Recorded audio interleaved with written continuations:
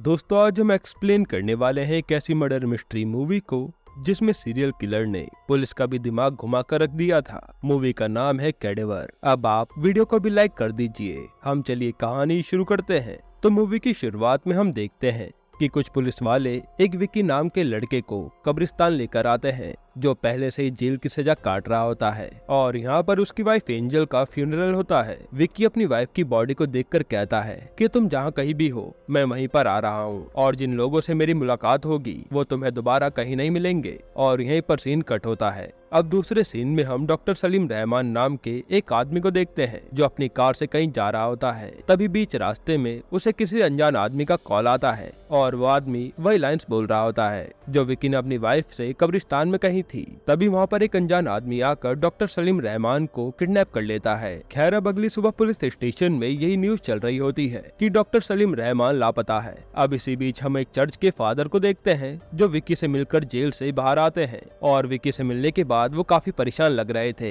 यहाँ हम जान पाते हैं कि फादर रोजाना विक्की से मिला करते थे। खैर, अब दूसरे सीन में हम माइकल नाम के एक पुलिस वाले को देखते हैं जो मोर्चरी रूम के बाहर एक पोस्टमार्टम रिपोर्ट का वेट कर रहा होता है। तभी उसके पास एक कांस्टेबल का फोन आता है जो माइकल को बताता है कि पालघर के जंगलों में गाड़ी के अंदर एक डेड बॉडी मिली है। तब ये सुनते ही माइकल डॉक्टर बद्रा के पास आता है जो कि एक फोरेंसिक पोस्टमार्टम एक्सपर्ट है और वो वहीं पर अपना ब्रेकफास्ट कर रही होती है। फिर ब्रेकफास्ट होने के बाद माइकल बताता है कि पालघर के जंगलों में एक डेड बॉडी मिली है और उसे इस केस में उसकी मदद चाहिए। जिसके बाद बद्रा और माइकल क्राइम स्पॉट पर पहुंचते हैं जहां उन्हें एक जली हुई कार मिलती है जिसके अंदर एक बॉडी थी जो कि पूरी तरह से जल चुकी थी। अब यहाँ पर बद्रा की इन्वेस्टिगेशन के दौरान हमें पता चलता है कि बॉडी को पहले कहीं और मारा गया था, उसके बाद उस जंगल में लाकर जला दिया गया और उसे मारने से पहले काफी टॉर्चर भी किया गया था। अब इसी बीच इन्वेस्टिगेशन के दौरान वहाँ पर एक पेट्रोल का डब्बा मिलता है जिसे बद्रा जांच के लिए भेज देती है और फिर बॉडी को भी जांच के लिए ले जाती है। अब डॉक्टर बद्रा इंस्पेक्टर विशाल को बताती है कि इसे मारने से पहले काफी टॉर्चर किया गया था जिसकी वजह से बॉडी की टोटल 8 रीढ़ की हड्डी टूटी हुई है और साथ ही बॉडी के दाहिने हाथ की 5 उंगलियां काटी गई हैं। अब इंस्पेक्टर विशाल जो इस केस को डील करने वाले थे वो बॉडी की ऐसी हालत देखकर बद्रा से कहते हैं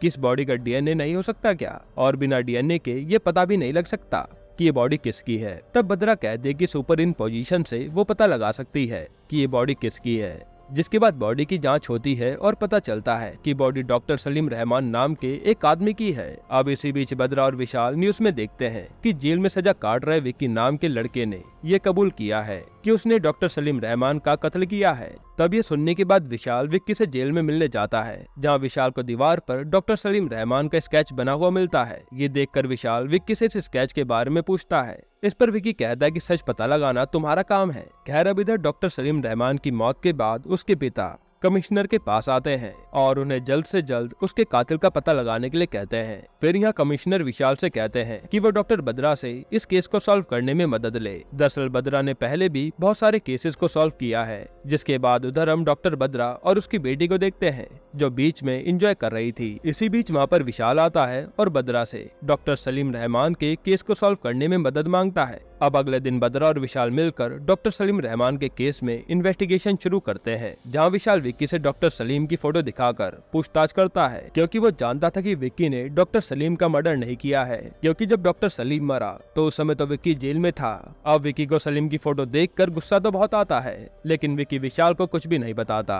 इसके बाद विशाल उसकी वाइफ एंजल की फोटो दिखाता है जिसे देखकर विक्की इमोशनल हो जाता है। अब इसके बाद बद्रा विशाल को एंजल के बारे में पता लगाने के लिए कहती है और अगले दिन विशाल विक्की को कब्रिस्तान लेकर आता है जहां विक्की एंजल की कब्र पर आकर बहुत रोता है। इसके बाद बद्रा और विशाल वहां के फादर के पास आकर विक्की के बारे में पूछते हैं। तब फादर कहते हैं कि अगर उन्हें विक्की के बारे में जानना है तो उन्हें उससे पहले एंजल के बारे में जानना होगा। जिसके बाद फादर बताते हैं कि 25 साल पहले चर्च के आगे उन्हें एक छोटी बच्ची मिली थी जिसे यहाँ पर कोई छोड़कर चला गया था। तब फादर ने उस बच्ची का नाम एंजल रखा और उसे पाल पोस कर बड़ा किया। एक दिन एंजल फादर से पूछती है कि उसके पिता कौन है। तब फादर एंजल से कहते हैं कि जीसस ही उसके पिता हैं। अब सीन शिफ्ट होता है और हम एंजल को देखते हैं जो बड़ी हो गई थी और वो अपने पिता जीसस से प्रे कर रही होती है कि उसकी लाइफ में उसे प्यार करने वाला एक अच्छा इंसान मिल जाए। इसी बीच वहाँ पर विकी आता है जो उसी चर्च में काम करता था और विकी एंजल से प्यार भी करता था। इसके बाद देखते देखते कुछ ही दिनों में एंजल को भी विकी से प्यार हो जाता है और जब फादर को ये बात पता चलती है तो फादर इन दोनों की शादी करवा देते हैं। इसके कुछ महीनों बाद जब एंजल प्रेग्नेंट हो जाती है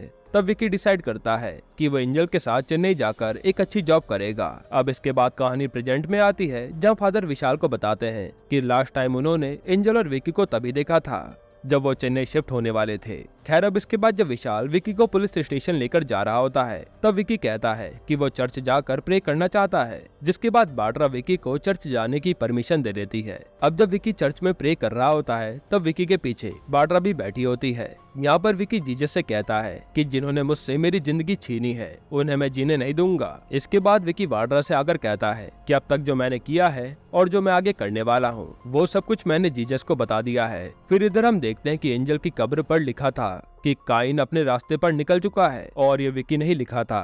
खैर विशाल और बाड्रा विकी को जेल ले जा रहे होते हैं। तब रास्ते में विशाल बाड्रा से काइन रास्ते पर है इसका मतलब पूछता है। तब बाड्रा बताती है कि काइन दुनिया का सबसे पहला कातिल था जिसने जायदाद के लालच में अपने सगे भाई को मार दिया था और उसके बाद दुनिया में जितने भी मर्डर होंगे वो काइन के जरिए ही होंगे, ऐसा ईश्वर ने काइन को श्राप दिया था। बाड्रा ये भी बताती है कि ये कहानी उसने बाइबल में पढ़ी थी, लेकिन उस कहानी के इस केस से क्या कनेक्शन है उसे ये नहीं पता। अब इसी बीच हम देखते हैं कि इनकी गाड़ी को एक दूसरी गाड़ी आकर टक्कर मार देती है और जैसे वो दोबारा हमला करने वाली होती है तभी विशाल उस गाड़ी पर गोली चलाता है जिससे वो गाड़ी में बैठा आदमी वहाँ से भाग जाता है। इसके बाद विकी को हॉस्पिटल में एडमिट किया जाता है क्योंकि गाड़ी की टक्कर की वजह से उसे बहुत चोटें आई थी और साथ ही उन्हें ये भी पता चलता है कि जिस गाड़ी ने उन्हें टक्कर मारी थी उसका टारगेट सिर्फ विकी था, यानी कि विकी की जान को खतरा है। जिसके बाद विशाल विकी को जेल ले आता है। खैर इधर जब एंजल की ऑटोप्सी रिपोर्ट आती है तो बाड्रा और विशाल को पता चलता है कि जिस हॉस्पिटल में एंजल एडमिट हुई थी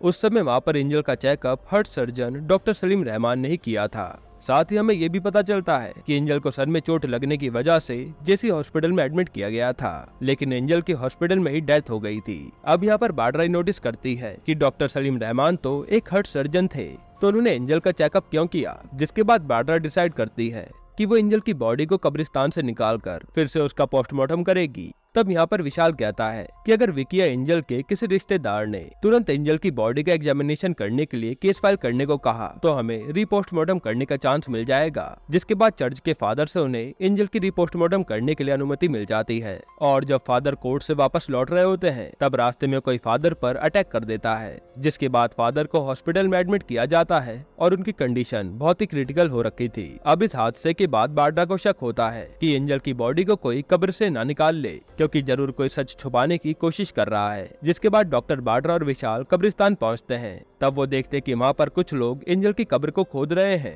ताकि वो लोग एंजल की बॉडी को डिकम्पोज कर सकें। अब ये देखकर विशाल उन पर हमला करता है और वो लोग वहाँ से भाग जाते हैं, लेकिन उनमें से एक आदमी पकड़ा जाता है। अगले दिन विशाल एंजल की बॉडी को कब्रिस्तान से निकालकर बाड्रा के पास पोस्टमार्टम के लिए भेज देता है, जहाँ एक स्टाफ बॉडी देखकर बाड्रा से पूछता है कि एंजल की बॉडी 4 साल पहले दफनाने के बाद भी उसकी बॉडी खराब क्यों नहीं हुई। तब बाड्रा बता दे कि बॉडी को दफनाने की वजह से उसमें सनलाइट और हवा नहीं मिलती, तब उनकी स्किन वैक्स की तरह हो जाती है और वो उनकी बॉडी को सड़ने से बचाती है। खैर अब इसके बाद बाड्रा एंजल की बॉडी का पोस्टमार्टम करती है और विशाल को बताती है कि एंजल का पहला पोस्टमार्टम था, यानी कि बिना पोस्टमार्टम की एंजल की झूठी रिपोर्ट बनाकर उसे दफना दिया गया था। साथ ही हमें यहाँ पर यह भी पता चलता है कि एंजल की बॉडी से उसका हार्ट गायब था, यानी कि जेसी हॉस्पिटल में कुछ तो कांड हुआ है। और अब इसका पता लगाने के लिए बाड्रा और विशाल जेसी हॉस्पिटल पहुंचते हैं। वहाँ बाड्रा को एक नेम प्लेट दिखती है जिसमें डॉक्टर अब्राहम एबिल नाम होता है। तभी बाड्रा को ये याद आता है कि उसने बाइबल में पढ़ा था कि काइन ने अपने भाई एबल को ही मार दिया था।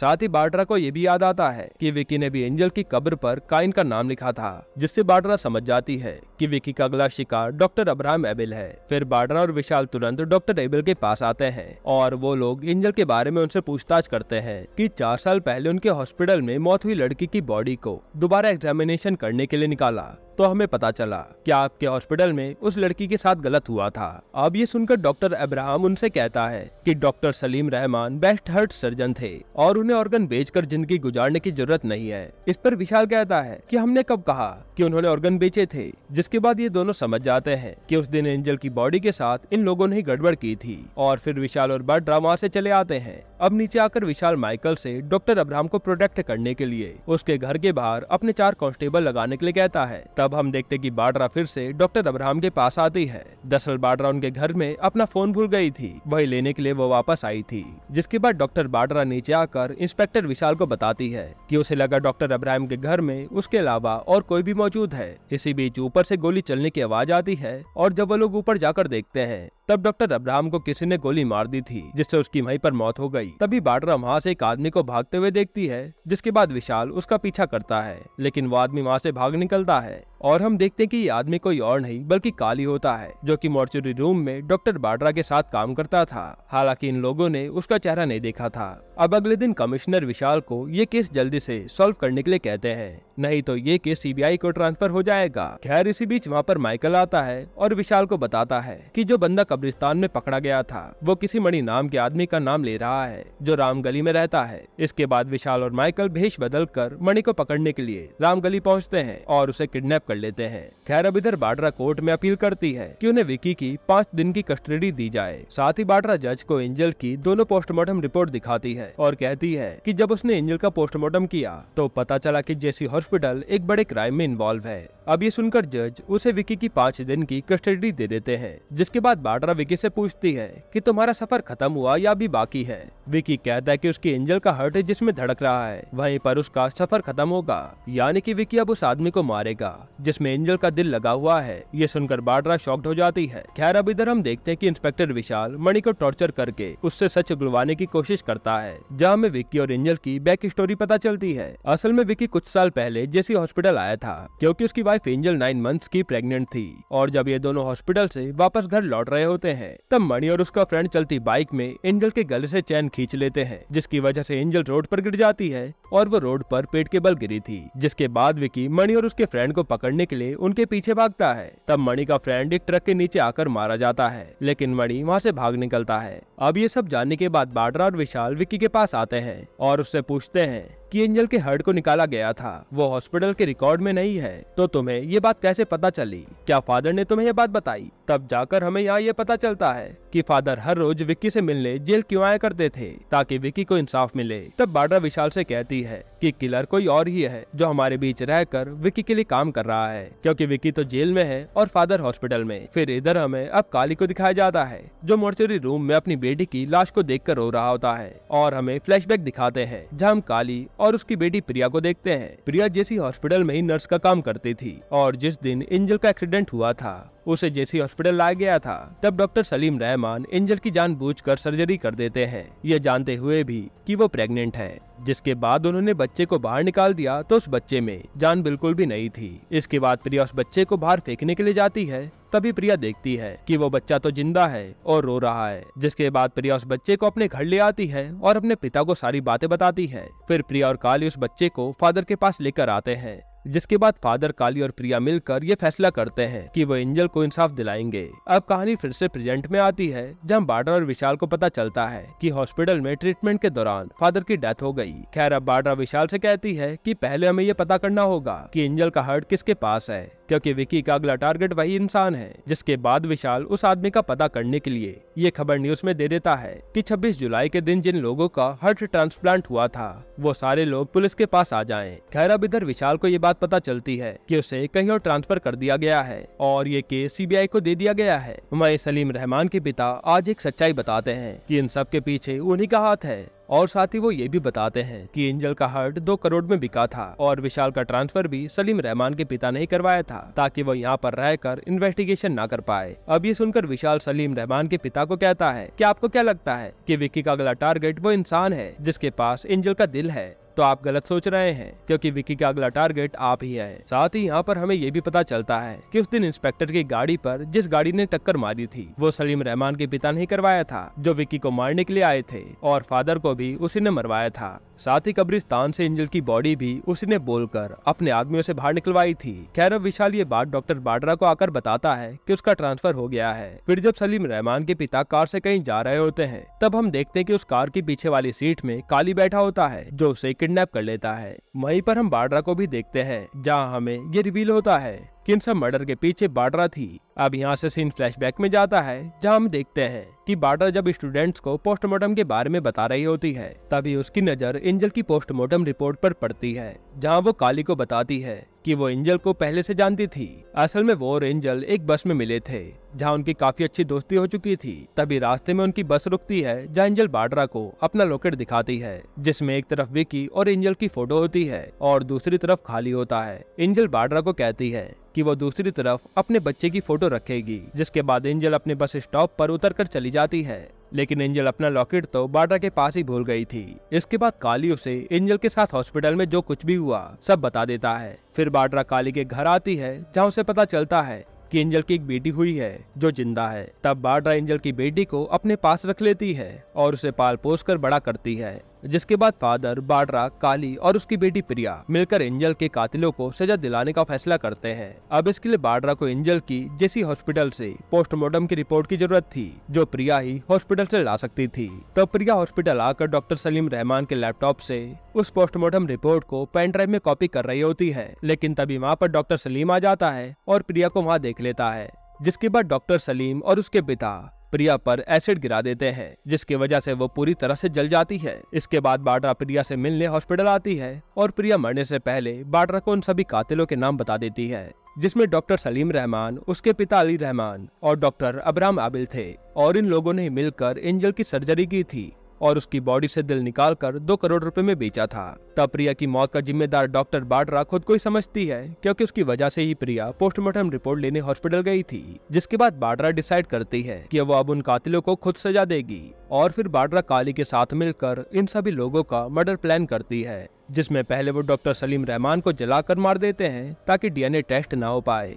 इसके बाद जब बाड्रा डॉक्टर अब्राम एबिल से मिलने उसके घर आई थी, तब वो फोन के बहाने से आकर डॉक्टर एबिल को शूट कर देती है और वहाँ पर शूट की रिकॉर्डिंग प्ले करके नीचे आ जाती है, जिससे सबको यही लगे कि किसी और ने उन्हें मारा है, और फिर वो वहाँ से रिकॉर्डर भी हटा देती है। इसके बाद डॉक्टर बाड्रा डॉक्टर सलीम रहमान के पिता अली रहमान को भी मार देती है। खैर अब हम देखते हैं कि बाड्रा विकी के सामने एंजल को फिर से दफन करवाती है, जिसके बाद बाड्रा विकी को एंजल का लॉकेट देकर चली जाती है। फिर जब विकी उस लॉकेट को ओपन करता है, तो वो देखता है कि उसके और एंजल की फोटो के बगल वाली जगह पर बाड्रा की बेटी की फोटो लगी हुई है, और यहाँ पर हमें ये पता चलता है कि बाड्रा की बेटी असल में विकी और एंजल की बेटी थी। इसी बीच वहाँ पर दिया आकर विकी के गले लग जाती है और अपनी बेटी से मिलकर विकी काफी खुश होता है। यहीं पर ये मूवी खत्म होती है। दोस्तों ये मूवी आपको कैसी लगी हमें कमेंट में जरूर बताइएगा, और इसके अलावा आप कौन सी मूवी का एक्सप्लेनेशन चाहते हैं वो भी कमेंट कीजिएगा। बाकी अगर आपको हाल ही में आई एक जबरदस्त मर्डर मिस्ट्री मूवी देखनी है तो आप ये वीडियो देख लीजिए।